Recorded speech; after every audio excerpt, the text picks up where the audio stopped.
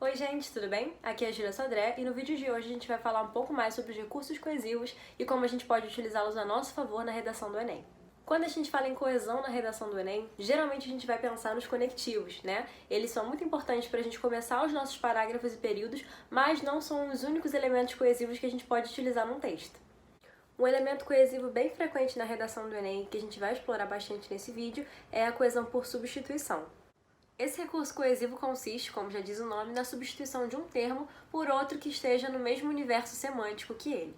Fred não entrará em campo na próxima partida do Fluminense. O camisa 9 testou positivo para a Covid-19 e não será relacionado para o combate de domingo. Então, só nesse fragmento a gente vai observar esse mecanismo de coesão duas vezes, em dois momentos diferentes. Primeiro, relacionado aí ao Fred, o jogador. Na primeira oração ele vai aparecer como Fred, que é o substantivo próprio que demarca o nome do jogador, e num segundo momento, na segunda oração, ele vai aparecer como camisa 9. Então a gente vai se apropriar de um elemento que consiste a imagem do Fred, que é a camisa 9, que ele joga pelo time do Fluminense, e a gente vai utilizar isso como nosso sujeito aqui. Então esse é um recurso coesivo bem interessante que vai aparecer com bastante frequência nas redações do Enem. Não, claro, dessa forma em termos futebolísticos, mas a gente vai observar mais ou menos esse mecanismo aparecer com bastante frequência. Para a gente trazer esse mecanismo coesivo para a realidade do Enem, para a realidade da redação, é só a gente pensar no tema da redação do ano passado, que foi democratização do acesso ao cinema. Nele a gente viu vários alunos utilizando a expressãozinha sétima arte para substituir a palavra cinema. Então é basicamente a mesma coisa que aconteceu aqui nesse fragmento do Fred, que foi substituído por camisa 9. A gente tem aí na redação do ano passado cinema, que é substituído por sétima arte, que é uma alcunha, um apelido para cinema e que vai pertencer ao mesmo universo semântico. Ainda nesse fragmento do Fred, a gente vai observar uma outra manifestação desse recurso coesivo, que vai acontecer ali na palavra partida. Então, na primeira oração a gente vai ter a palavra partida, e na segunda oração, a palavra que vai substituí-la, que vai entrar no lugar dela, é combate. E aí a gente tem realmente duas palavras que estão bem próximas em termos semânticos, e a gente pode chamar isso aqui de uma substituição por sinônimos. Uma forma muito interessante da gente aprimorar esse recurso da substituição é através da utilização de hiperônimos e de hipônimos. Como o próprio valor da palavra já sugere, um hiperônimo vai ser um termo, uma expressão, uma palavra que vai pertencer ao mesmo universo semântico que outra, mas com valor mais abrangente. Já o hipônimo vai ser mais ou menos o contrário, vai ser uma palavra que pertence ao mesmo campo semântico que outra, mas com valor mais específico.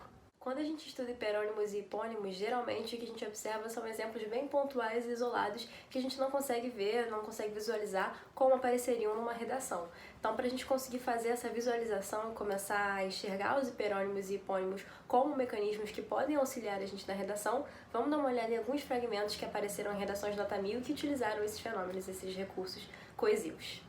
Diante do exposto, fica clara a necessidade de democratizar o acesso a esse bem cultural devido aos seus benefícios para a sociedade brasileira.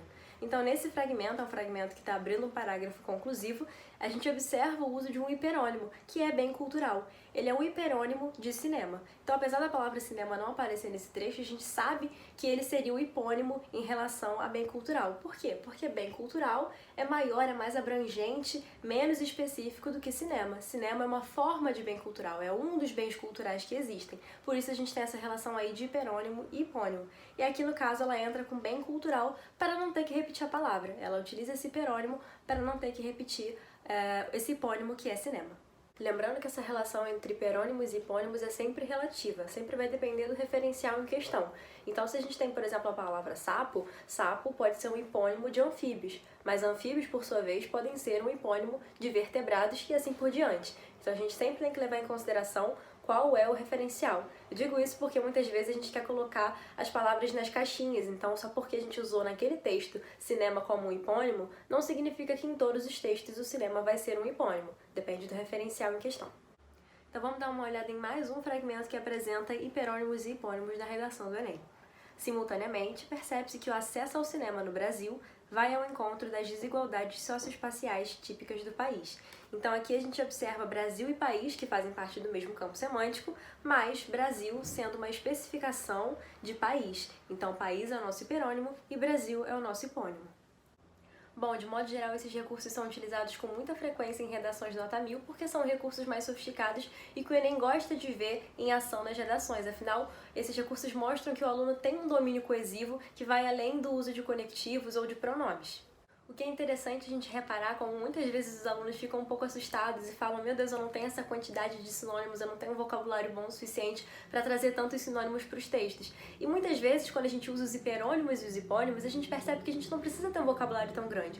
Basta você saber utilizar hiperônimos e hipônimos. Então, se você conhece a palavra país e Brasil, você já tem uma relação de hiperônimos e hipônimos. É só você saber usar. Então isso mostra que o aluno não precisa ter um conhecimento vocabular, lexical gigante para conseguir escrever uma boa redação. É só ter conhecimento desses mecanismos coesivos e saber utilizá-los no texto.